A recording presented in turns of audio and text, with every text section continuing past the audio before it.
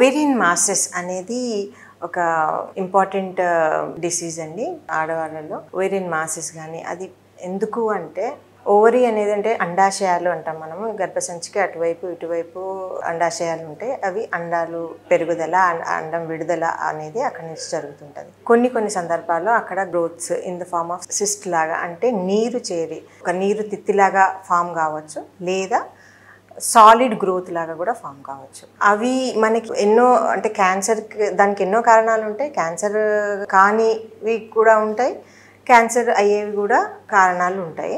మనం అవి ఏ ఏజ్లోనైనా రావచ్చు. చాలాసార్లు మనము ఎక్కువగా చూసేది ఈ మధ్య వయస్కుల వాళ్ళలో చూస్తాము, కానీ ఒక్కొక్కసారి యంగ్ గర్ల్స్లో కూడా ఓవేరియన్ సిస్ట్ ఎవరికైతే పీరియడ్స్ సరిగా ఇర్రెగ్యులర్గా ఉంటాయో వాళ్ళలో ఒక్కొక్కసారి అండం విడుదల కాకుండా అది ఆ సిస్ట్ అనేది అలా చిన్నగా 1 సెంటీమీటర్ 2 సెంటీమీటర్స్ నుంచి మొదలయ్యి అది నెగ్లెక్ట్ చేయడము, చాలా నెలలు పీరియడ్ రాకపోవడము, అట్లా నెలసరి రాకపోవడం, ఆ మూలాన ఆ సిస్ట్లు అనేవి పెరిగి అరౌండ్ 6 సెంటీమీటర్స్ 7 సెంటీమీటర్స్ అట్లా పెరిగే అవకాశం ఉంటుంది. అండ్ అది కాకుండా అది యూజువలీ టీనేజ్ గర్ల్స్లో, మధ్య వయస్కుల వాళ్ళలో కూడా అలా జరగవచ్చు, లేదా ఒట్టిగా ఏమీ లేకుండా ఓవేరియన్ సిస్ట్, పారాఓవేరియన్ సిస్ట్ అంటే నీరు చేరిన సిస్ట్ అట్లా ఉండొచ్చు. కొన్ని ట్యూమరస్ సిస్ట్ ఉంటాయి.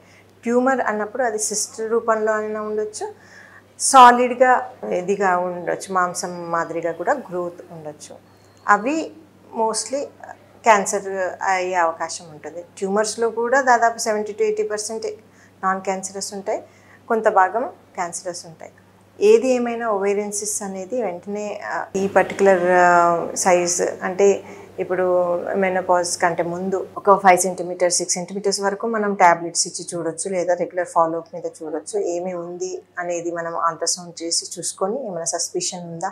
కొన్ని రకాల టెస్ట్ ఉంటాయి, CA-125 లెవెల్స్ అని, CA యాంటీబాడీస్ అని, అవి టెస్ట్ చేసుకొని అవి క్యాన్సర్ కాదు అని మనం ఒక నిర్ణయానికి వస్తే మనం రెగ్యులర్ ఫాలోఅప్ మీద ఉండొచ్చు. ఒకవేళ అది సస్పిషియస్గా ఉంటే తప్పనిసరిగా అది తీసేయాల్సిన అవసరం ఉంటుంది.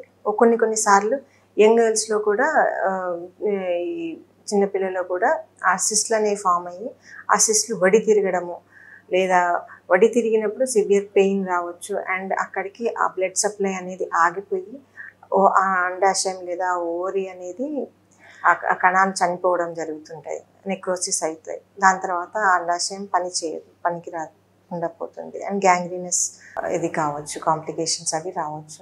అది అనేది ఇట్స్ ఎమర్జెన్సీ. అది వెంటనే ఆపరేషన్ చేసి అయితే ఓపెన్ మెథడ్నైనా, ఈ కాలంలో లాప్రోస్కోపిక్ మెథడ్లోనైనా అది తీసేసి, లేదా అది మనం ఒడి తిరిగింది మళ్ళీ సవ్యంగా చేసి బ్లడ్ సప్లై ఎలా ఉంది, మనం దాన్ని కాపాడగలుగుతామా టిష్యూని అనేది అప్పటికప్పుడు మనము చెక్ చేసుకొని ఎంత మనం కాపాడగలిగినా అండాశయాలు హార్మోన్స్ అనేవి వాటి సోర్స్ ఓవరీస్ కాబట్టి వాటిని కాపాడి ఉంచే ప్రయత్నం చేస్తాము.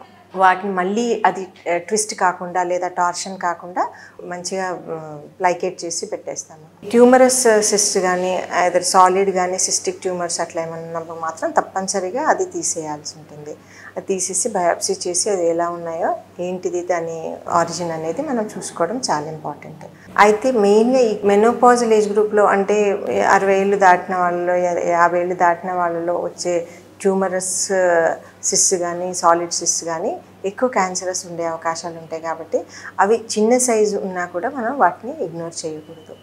తప్పనిసరిగా వాటిని అల్ట్రాసౌండ్ డాప్లర్ చేసి అవసరమైతే CT MRI చేసుకొని ఎలా ఉన్నది, లోపల ఎలా ఉన్నది, వాటి బ్లడ్ సప్లై ఎలా ఉంది అనేది చూసుకొని దాన్ని బట్టి కొన్ని రకాల బ్లడ్ టెస్ట్ చేసి దాని తర్వాత మనము అవి ఆపరేషన్ చేసి తీసేయడం ఇంపార్టెంట్. తీసి అది బయాప్సీ చేసుకోవాలి.